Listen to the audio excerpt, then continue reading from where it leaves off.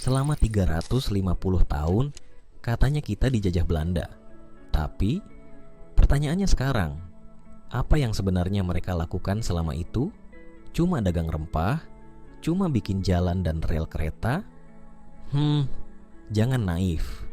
Karena yang mereka lakukan lebih dari sekadar jual beli. Mereka memperbudak, membantai, dan memecah kita dari dalam. Selama ini kita diajarin sejarah kayak gini. Belanda datang pertama kali ke Indonesia untuk berdagang rempah-rempah. Tapi realitanya, VOC bukan cuma pedagang. Mereka adalah korporasi dengan tentara bersenjata lengkap. Bahkan bisa dibilang, VOC adalah perusahaan pertama yang punya kekuasaan seperti negara. Ngomong-ngomong soal VOC, lu tahu nggak kalau mereka juga jual orang? Yup, orang-orang Indonesia dijual jadi budak ke Suriname, Karibia, bahkan Afrika Selatan. Nama-nama kayak orang Melayu, orang Jawa, sampai orang Bali jadi budak di negeri jauh hanya karena VOC mau dapet cuan. Dan ironisnya, ini nggak banyak dibahas di buku sekolah. Seolah-olah itu cuman efek samping dagang. Habis itu muncul sistem paling kejam yang bikin rakyat kelaparan. Sementara Belanda pesta pora, namanya kultur stelsel atau tanam paksa. Rakyat disuruh tanam hasil bumi buat diekspor ke Eropa.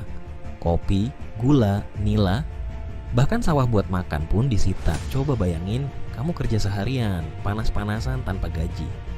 Hasil kerja kamu dijual, tapi kamu gak dapat sepeser pun. Gimana rasanya? Seolah belum cukup, Belanda juga meninggalkan jejak darah di tanah ini. Beberapa contohnya, pembantaian Rawagede 1947.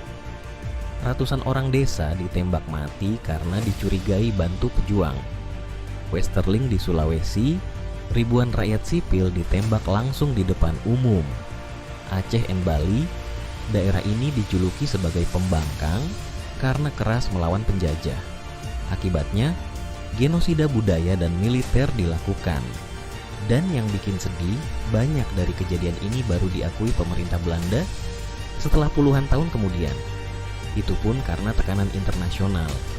Tapi Belanda nggak cuma pakai senjata buat menjajah. Mereka juga pakai cara yang lebih licik. Adu domba, kerajaan dibenturkan, suku diadu, agama dimanfaatkan untuk memecah kekuatan rakyat.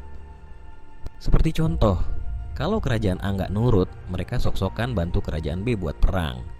Hasilnya, dua-duanya lemah. Belanda tinggal masuk dan ambil alih. Dan strategi ini masih dipakai sampai hari ini oleh negara modern dengan cara lebih canggih. Lo tahu nggak? VOC pernah dinobatkan sebagai perusahaan terkaya sepanjang sejarah. Nilainya bahkan mengalahkan Apple plus Saudi Aramco plus Google digabung. Tapi kekayaan itu bukan hasil inovasi, tapi hasil eksploitasi bangsa kita. Dan begitu VOC bangkrut, Belanda langsung ambil alih langsung sebagai negara penjajah. Sayangnya, banyak dari kisah ini nggak masuk ke pelajaran sekolah. Kita diajarin bahwa Belanda berjasa membangun Indonesia, tapi nggak dijelasin bahwa jalan-jalan itu dibangun dengan keringat rakyat yang kerja rodi. Kita dibiarkan lupa bahwa penjajahan itu bukan sekadar datang dan pergi, tapi meninggalkan luka yang dalam. Kita nggak bisa ubah masa lalu, tapi kita bisa belajar darinya.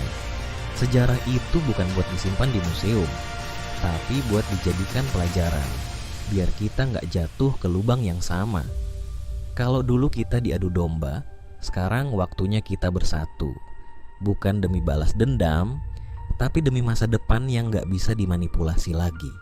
Jadi sekarang, kalau ada yang bilang Belanda dulu datang buat berdagang rempah, tunjukkan video ini ke mereka, biar mereka tahu bahwa yang dijajah itu bukan cuma tanah, tapi juga pikiran.